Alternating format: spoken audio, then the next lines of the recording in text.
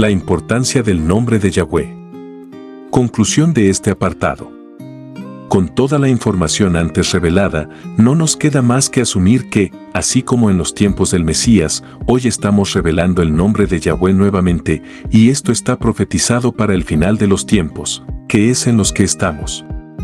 Y si alguien tiene dudas con lo que digo, observe qué es lo que ha pasado en el mundo durante este último tiempo y se dará cuenta que lo que ocurre no es algo nuevo en su fondo, pero sí en su forma, y se trata del último cautiverio al estilo babilónico.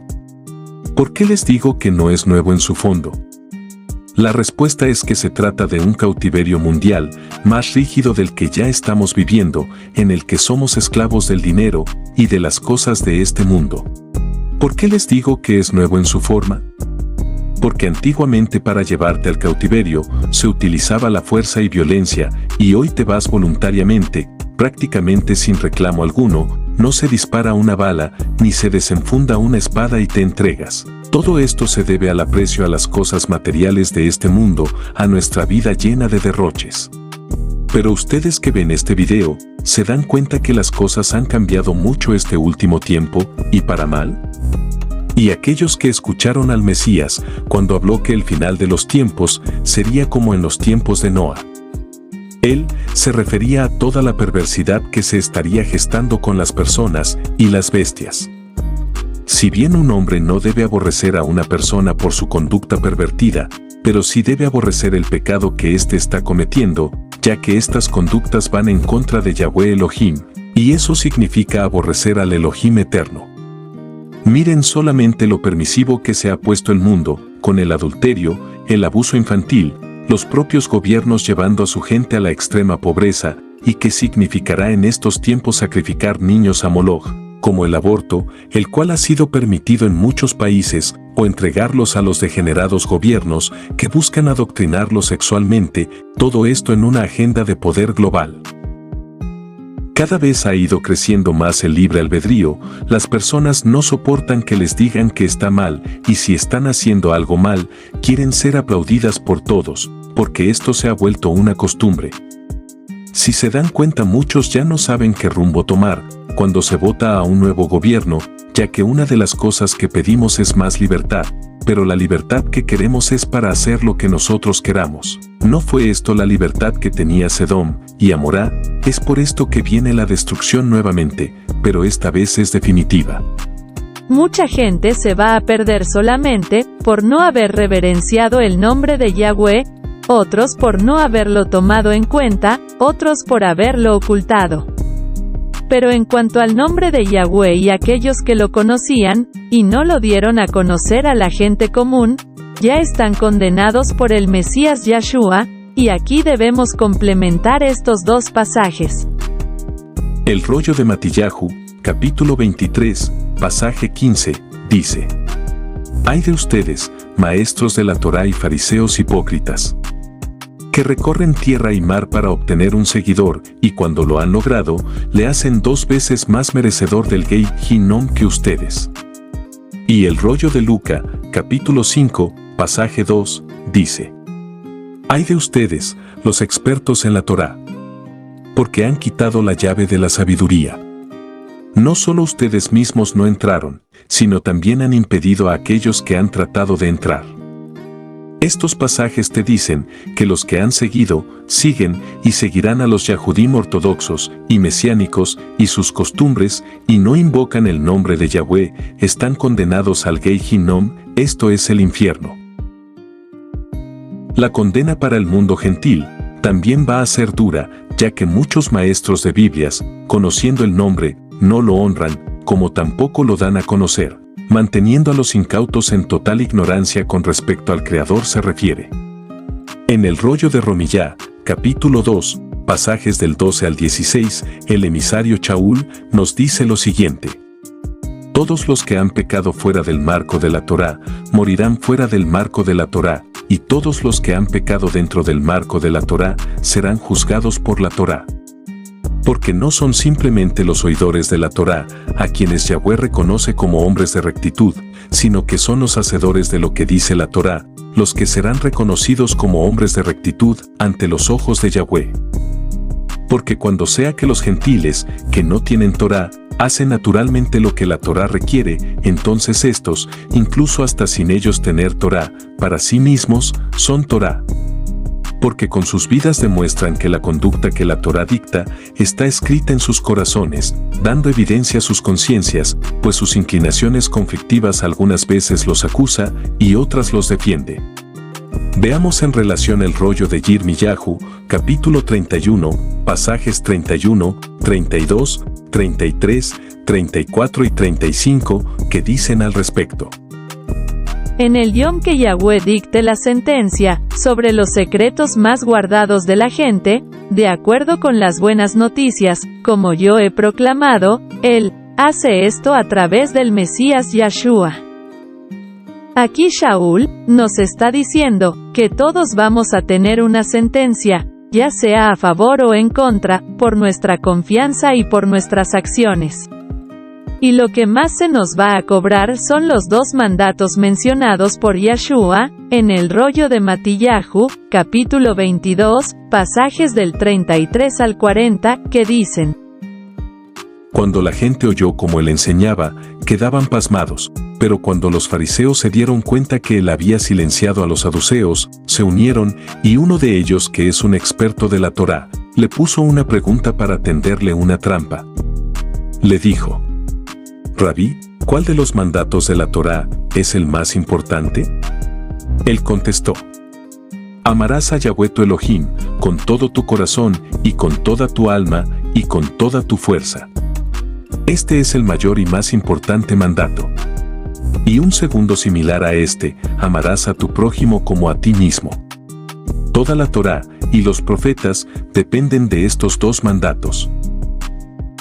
Esto no significa que los otros mandatos estén abolidos, sino que todos los otros se desprenden de estos dos máximos, que son explicados en detalle en toda la Torá, que son 613 mandatos, y el Brit Hadachá, 1055 mandatos.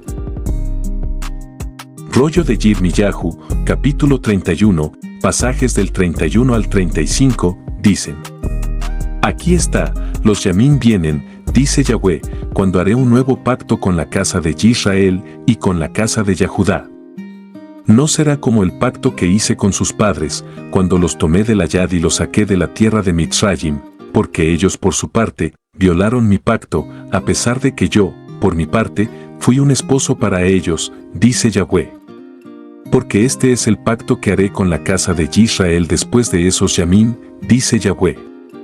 Yo ciertamente colocaré mi Torá dentro de ellos, y la escribiré en sus corazones, yo seré su Elohim, y ellos serán mi pueblo. Ya más ninguno de ellos enseñará a su condiscípulo miembro de la congregación, ni a su aj, diciéndole: Conoce a Yahweh, porque todos me conocerán, del menor de ellos, hasta el más admirable, porque yo perdonaré sus perversidades, y nunca más me acordaré de sus pecados. Así dice Yahweh, quien da el sol, como luz para el yom, y la luna y las estrellas, para la luz de la noche, y hace el mar rugiente, Yahweh Elohim Sebaot, es su nombre. Bien, aquí una parábola de nuestro Mesías Yahshua, para que emprendamos el camino a la salvación, de lo que debemos hacer para llegar a Él, y qué es lo que no debemos hacer, para ser destruidos. Antes debemos saber qué es una parábola. Bien, la parábola es una figura de comparación extendida, que a menudo utilizan historias cortas para enseñar una realidad, o responder a una pregunta. Aunque la historia de una parábola no es histórica, es apegada a la vida, no es un cuento de hadas. Rollo de Matillahu, capítulo 25, pasajes del 14 al 30, dicen: Porque será como un hombre que sale de su casa por un tiempo, y confió sus posesiones a sus sirvientes. A uno le entregó 5 talentos, que es equivalente a 100 chanim de salario, a otro, 2 talentos, y a otro 1 talento, a cada uno de acuerdo con sus habilidades. El que recibió 5 talentos, enseguida salió, los invirtió, y obtuvo otros 5. Similarmente, al que le entregó 2, obtuvo otros 2. Pero al que le entregó 1 talento, salió, y cavó un hoyo en la tierra, y ocultó el dinero de su amo. Pasado mucho tiempo, el amo de esos sirvientes regresó para ajustar cuentas con ellos. Se presentó el que había recibido 5 talentos, y trajo los otros 5, y dijo: Amo, tú me diste 5 talentos, aquí tienes, he obtenido 5 más. Su amo le dijo: Excelente. Tú eres un sirviente bueno y confiable. Has sido leal con una cantidad pequeña, así que te colocaré a cargo de una cantidad grande. Ven y únete a la alegría de tu amo. También el que había recibido 2, se presentó y dijo: Adón, tú me entregaste 2 talentos, aquí tienes, yo obtuve 2 más. Su amo le dijo: Excelente. Tú eres un sirviente bueno y confiable. Has sido leal con una cantidad pequeña, así que te colocaré a cargo de una cantidad grande. Ven y únete a la alegría de tu amo. Bien, el que había recibido un talento, se presentó y dijo: Yo sabía que tú eres un hombre duro, que cosechas donde no plantaste y recoges donde no sembraste. Tuve temor, así que fui y oculté tu talento en la tierra. Aquí tienes. Toma lo que te pertenece. El amo le contestó: Tú, siervo malvado y perezoso. Así que tú sabías, ¿no es así, que yo cosecho donde no he plantado, y que recojo donde no he sembrado semillas? Entonces debiste haber depositado mi dinero con los banqueros, para que cuando regresara, por lo menos hubiese recibido los intereses con mi capital. Quítenle el talento, y se lo dan al que tiene 10. Porque todos los que tienen algo, se les dará más, para que tengan más que suficiente, pero al que no tiene nada, aún lo que tiene se le quitará. En cuanto a este sirviente inservible, échenlo en las tinieblas afuera, donde la gente llorará y crujirán los dientes. Bien, a continuación, veremos una explicación razonable de esta parábola, ya que lo que nos dice nuestro Mesías, con respecto a ella, es de suma importancia para nuestra salvación. Es importante comunicarles que la desglosaremos ordenadamente, explicando cada parte. 2 cosas más: tengan paciencia y traten de entenderla espiritualmente, porque todo lo que Mesías enseñó para salvación tiene que ver con el espíritu. A contar de este momento comenzamos. Es como el hombre que sale de su casa. El hombre es Yahshua, él, con su muerte, venció a Hasatán, recuperando lo que Hasatán le quitó al primer hombre Adán. Entonces la tierra desde el sacrificio de Yahshua es dominio del Cordero inmolado y sin mancha, quien subió al cielo, y él regresará a nosotros en el tiempo propicio. Que sale por un tiempo. Yahshua, después de su sacrificio en el madero, y antes de subir a Yahweh, él ya había hablado de que regresaría a tomar posesión de la tierra. La palabra designada como tiempo, del hebreo, et, traduce, período, tiempo determinado, propicio o apropiado, estación. Esto quiere decir que él va a volver para el tiempo del fin, como lo habla después de esta parábola. Él confió sus posesiones a sus sirvientes. ¿Cuáles fueron las posesiones de Yahshua, mientras él estuvo aquí en la tierra? Yahshua no poseía propiedades materiales. Incluso antes de morir en la estaca, hasta su ropa le fue quitada y echada a la suerte. Entonces lo que confió Yahshua a sus sirvientes, quienes son sus emisarios, fue su nombre, las buenas noticias de salvación y su palabra, que es la Torá, en resumen el pacto renovado.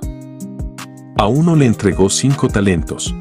En sí, los 5 talentos son los 5 rollos de la Torá, que para tristeza de muchos, estos no han sido abolidos.